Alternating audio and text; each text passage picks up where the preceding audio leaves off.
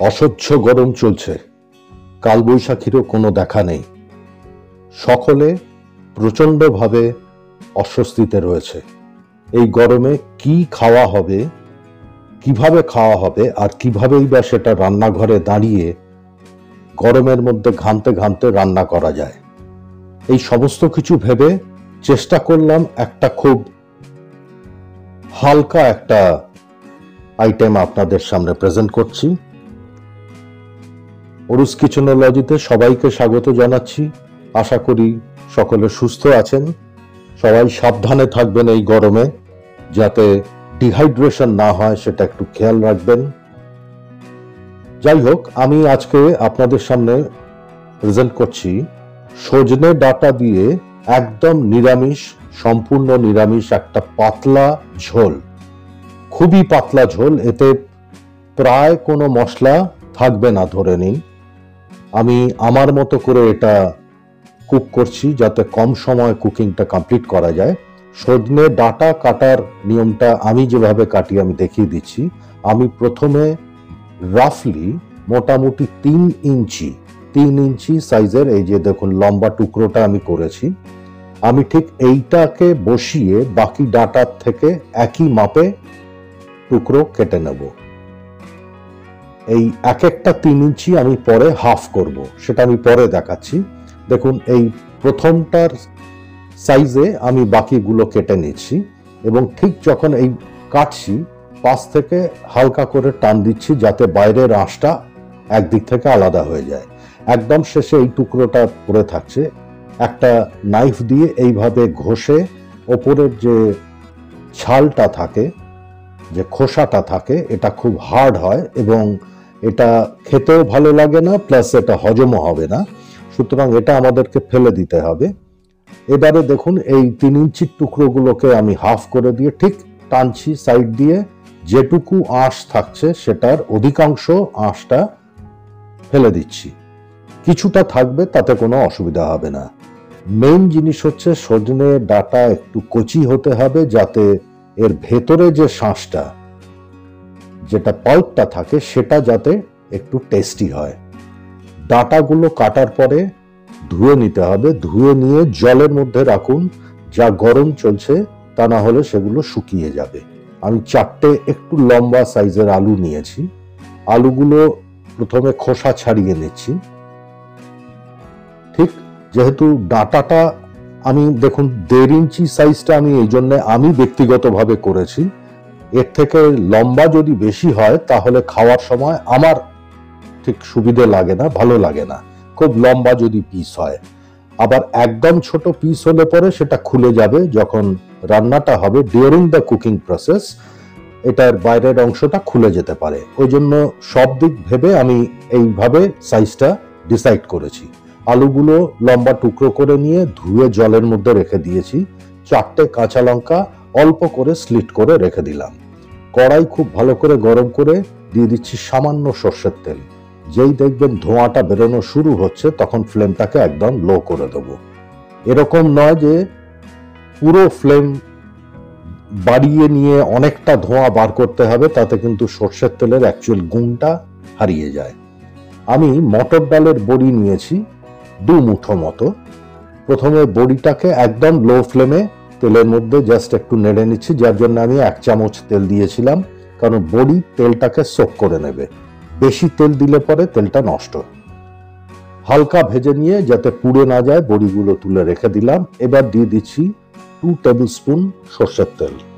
আবার বলছি, ধোঁয়া যেই দেখবেন সাথে সাথে ফ্লেমটাকে লো করে দেবেন।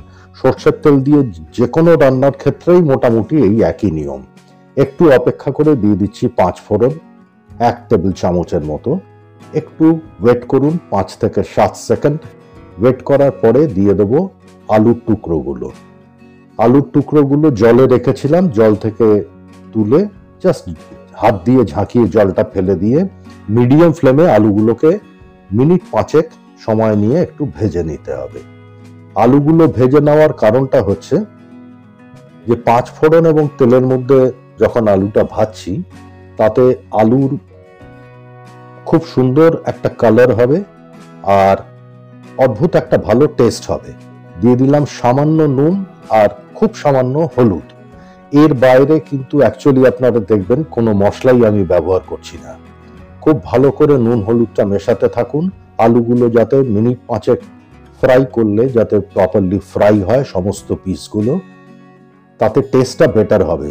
যেহেতু অন্য মশলা যাবে না, আলুর টেস্টটা আর সজনে ডাঁটার ফ্লেভারটা এটাই কিন্তু মেইন ইউএসপি এই রেসিপির।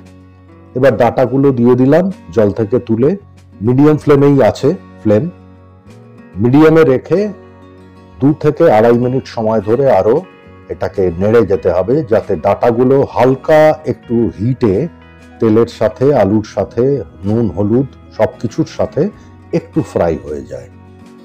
সামান্য একটু ভেজে নিলাম। ভেজে নেওয়ার পরে যেহেতু এখন ডাঁটা এবং আলু দুটোই একটু শক্ত আছে, মিনিট 2 লো ফ্লেমে ঢাকা দিয়ে আমি একটু সফট করে নিলাম সামান্য। এখন যে স্টেজটা আছে তাতে কিন্তু 1 হচ্ছে একটু সফট হয়েছে, 2 হচ্ছে খুব সুন্দর একটা ফ্লেভার কিন্তু ভেতরে জেনারেট করে গেছে। দিয়ে দিলাম গরম জল। রান্নাটা গরম জলই দেবেন, বেশিরভাগ রান্নার মতোই।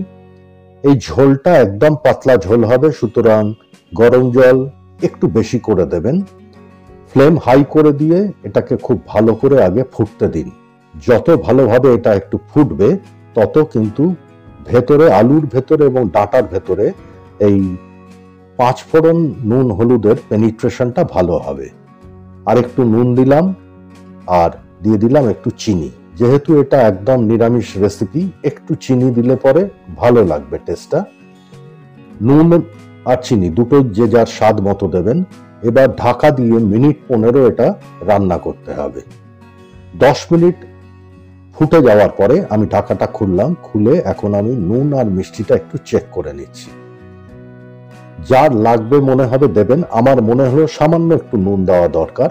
আমি 1/4 টিস্পুনের মতো নুন অ্যাড করলাম। নুনটা দিয়ে আবার মিশিয়ে দিচ্ছি যাতে ভালোভাবে ঝোলের মধ্যে নুনটা মিশে যায়।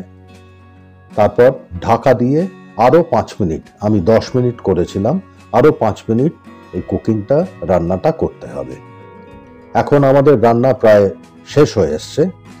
একটু নেড়ে দিচ্ছি যাতে ভালোভাবে ফ্লেভারটা ছড়িয়ে যায়। দিয়ে দিচ্ছি 4টে যে চেরা কাঁচা লঙ্কা রেখেছিলাম, কাঁচা লঙ্কাগুলো দিয়ে দিলাম।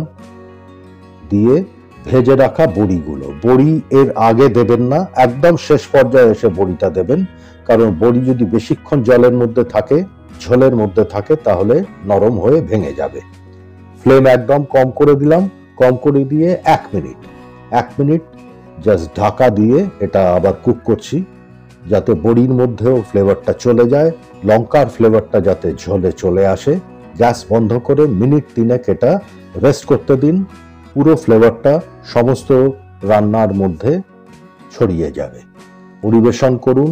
ভিডিওটি দেখবার জন্য সবাইকে ধন্যবাদ জানাচ্ছি। সবাইকে রিকোয়েস্ট করব সাবস্ক্রাইব করুন অরুস কিচেনোলজিকে, আমাকে উৎসাহ দিন। সবাই সুস্থ থাকুন গরমে। আবার দেখা হবে। নমস্কার।